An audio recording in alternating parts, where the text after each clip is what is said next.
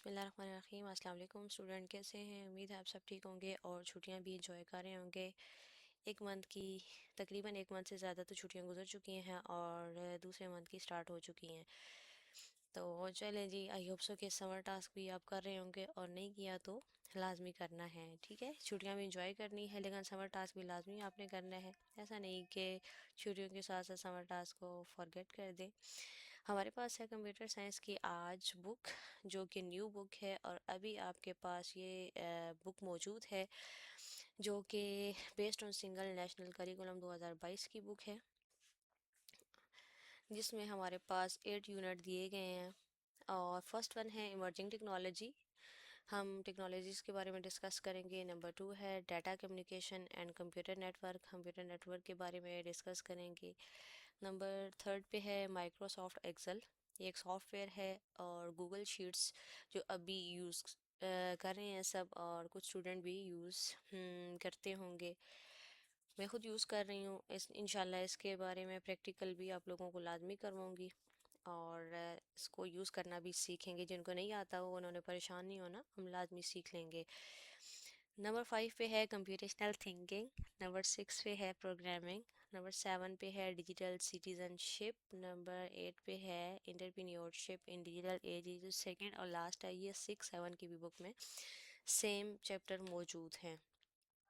अभी हम direct jump करते हैं। पेज नंबर बुक का जो है वो है 6 के हाफ पे जो है, और आगे ऐसे ही 7 के हाफ पे, 7 तो पूरा ही है, उसमें एक्सरसाइज है। ये कुछ मैंने पहले से वो सॉल्व किए हुए थे, चलें इनको रिपीट कर लेते हैं। Multiple choice question, tick the correct answer. First thing के अब बच्चों ने बोर्ड के पेपर भी देने हैं, 8 वालों ने, लेकिन कंप्यूटर का बोर्ड का पेपर नहीं है। अगर हो भी तो चले, एक अलग बात है, लेकिन जो आपके कंपलसरी सब्जेक्ट हैं उनके हैं। तो ये स्टेटमेंट वहाँ पे भी सेम होती है कि मल्टीपल चॉइस क्वेश्चंस होते हैं आपके, टिक द करेक्ट आंसर। अगर इस हिसाब से देखा जाए तो आपने टिक ही करना होता है। कुछ बच्चे क्या करते हैं, जैसे कि स्टेटमेंट होती है ना, इन सर्कल द करेक्ट आंसर, जैसा कि ये हम करते हैं सर्कल। अब कुछ बच्चे क्या करते हैं, पूरे आंसर के ऊपर ऐसे करके सर्कल कर देते हैं। ये तरीका, यानी कि अगर लिखा हुआ है यहाँ पर ए लिखा हुआ है, ए ऐसे ही आगे बी है तो बी के ऊपर है, तो ये चीज़ टोटली गलत है। ठीक है, ये चीज़ फिर भी एक्सेप्टेड है कि इन सर्कल द करेक्ट आंसर। उन्होंने कहा कि जो उसकी आइडेंटिटी है, उसकी शनाख्त है, ए है, बी है, सी है या डी है, उसके ऊपर इन सर्कल कीजिए। बच्चे पूरे आंसर के ऊपर करते हैं, फिर उसको इंक रिमूवर करके फिर बार बार इतना पेपर गंदा कर देते हैं, तो ऐसे नहीं करना। स्टेटमेंट के ऊपर अगर उसने टिक बोला हो तो आप टिक ही कीजिए। Dash is generally refer to as emerging technology. क्या चीज़ है जो एमर्जिंग टेक्नोलॉजी के तौर पर रेफर की जाती है, तो न्यू टेक्नोलॉजी इसका करेक्ट आंसर है। Number 2, which of the following is not an example of emerging technology. ऐसी कौन सी चीज़ है जो इमर्जिंग टेक्नोलॉजी की एग्जांपल नहीं है? Virtual reality, blockchain, robotics, 3G। VR भी इसकी एग्जांपल नहीं है, ब्लॉकचेन भी एग्जांपल इसकी नहीं है, रोबोटिक्स भी इसकी नहीं है, क्योंकि उसने कहा इमर्जिंग टेक्नोलॉजी की एग्जांपल ना हो तो 3G।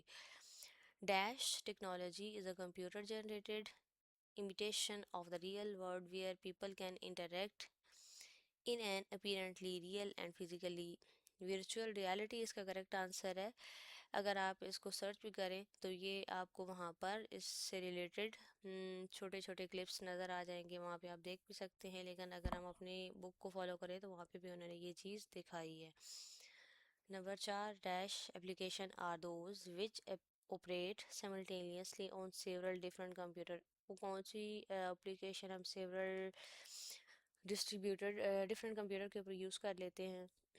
तो करेक्ट आंसर है हमारे पास डिस्ट्रीब्यूटेड।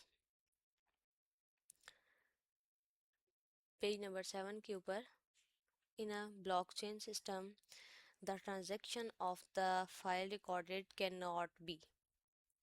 ब्लॉकचेन सिस्टम के अंदर बात कर रहे, जो ट्रांजैक्शन है या फाइल है रिकॉर्डेड कैन नॉट बी, तो नहीं, क्या नहीं होती, जो उसके अंदर ट्रांजैक्शन हो रही होती है या फाइल आपने की हुई होती है, वो ओपन नहीं हो रही होती, रीड नहीं कर पा रहे होते आप लोग, सेव नहीं कर पा रहे होते या मॉडिफाइड नहीं कर पा रहे होते। मतलब उसके अंदर जो थोड़ी बहुत चेंजिंग होती है ना, वो आप नहीं कर पा रहे होते। ये ब्लॉकचेन के अंदर ये उसने कहा है कि मुझे बताएं। 6 पे है the estimated rate of 5G technology. 5G technology के अंदर क्या है इसका एस्टिमेटेड रेट? 10 GB, यानी कि Gbps, गीगाबाइट पर सेकेंड, ये हमने रीडिंग में पढ़ा भी था। 15 है, 20 है या 25? तो करेक्ट आंसर है 20। 7 पे है dash is branch of AI। AI mean artificial intelligence that enables system to learn and improve itself from its experience without any user interface।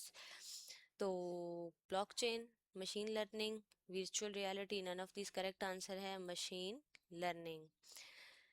Chatbot is an example of. Chatbot इस किसकी example है जी? VR की है, augmented reality की है, robotics की है, AI। Chatbot हमारे पास एग्जांपल है आर्टिफिशियल इंटेलिजेंस की। CAT is also known as, यानी कि ये एब्रीवेशन है, और एब्रीवेशन आपको आनी चाहिए लाजमी। जो भी एब्रीवेशन आए उसको अपनी एक छोटी सी डायरी में भी कोशिश की कर लें कि बना लें, अगर वैसे याद कर सकते हैं तो और भी ज़्यादा अच्छी बात है। CAT is also known as, इसका करेक्ट आंसर हमारे पास क्या है जी? हमारे पास इसका करेक्ट आंसर है कंप्यूटर। इसका करेक्ट आंसर हमारे पास क्या होना चाहिए? C, computer assisted translation. A self driving car is also known as, इसको हम कहते हैं ऑल ऑफ दीज, क्योंकि वो ऑटोनोमियस भी होती है, ड्राइव लेस कार भी होती है, रोबोटिक कार भी होती है, और ऑल ऑफ दीज इसका करेक्ट आंसर है। अब चलते हैं ट्रू फॉल्स की तरफ। ये तो बहुत ही आसान है क्योंकि इसमें बहुत सारे क्या हो सकते हैं, कमेंट बॉक्स में ज़रूर बताइएगा। चलें जी, अभी तो आपको पता चल जाएगा। Right T for true and F for false. T और F ही आपने सिंपल राइट करना है। बच्चे वैसे टिक क्रॉस भी कर देते हैं, लेकिन ये एक्सेप्टेड होता है, इसका इतना इशू नहीं होता है। Absolute technology is generally refer to as emerging technology. तो ये क्या है हमारे पास? अब मैं इससे राइट कर रही हूँ तो इग्नोर करना है आपने, लेकिन आपने खूबसूरत से पेन से राइट करना है, ठीक है। A self driving car is also known as manual car, नहीं, ये भी क्या है? एफ है, क्योंकि वो मैनुअल तो नहीं हो सकती। वर्चुअल रियलिटी और VR is a technology that create natural environment. No, वो नेचुरल इन्वायरमेंट कैसे क्रिएट करे? आपने एक ग्लासेस ही पहनी हुई है और एक और ही दुनिया में एग्जिस्ट कर रहे हैं, यानी कि ख़ुद को फील कर रहे हैं, तो वो नेचुरल इन्वायरमेंट नहीं क्रिएट कर सकती। Robotics is replacing human efforts, ये बात सही है, रोबोट्स ने इंसान की एफर्ट्स को क्या कर दिया है? रिप्लेस कर दिया है। Virtual reality is a 2D imaging. Virtual VR mean 2D imaging, नहीं, ये नहीं हो सकती। आपने चैप्टर से भी इसको वेरीफाई करना है, लेकिन ये गलत है। 6 पे है virtual reality is the same as augmented reality. Augmented की तरह VR कैसे हो सकती है? नहीं, ये भी क्या है? गलत है। मशीन लर्निंग जो लास्ट वन है is a system that improve itself with experience. जो मशीन लर्निंग है उसका सिस्टम इम्प्रूव करता है अपने एक्सपीरियंस के साथ। Yes, it's correct. अब मेरा टिक ज़रा बड़ा सा लग गया, आपने छोटे छोटे लगाने हैं प्यारे प्यारे, ठीक है। बहुत गंदे से लगे हैं मेरे, कोई बात नहीं। चलें जी, अगर कोई चीज़ समझ ना आ रही हो, फिर भी कन्फ्यूजन हो, तो आप कमेंट बॉक्स में भी पूछ सकते हैं, और एक प्यारा सा कमेंट करना है। अगर चैनल को सब्सक्राइब नहीं किया तो वो लाजमी कर देना है। दुआओं में याद रखिएगा। इंशाल्लाह मिलते हैं नेक्स्ट वीडियो में, तब तक के लिए अल्लाह हाफिज़।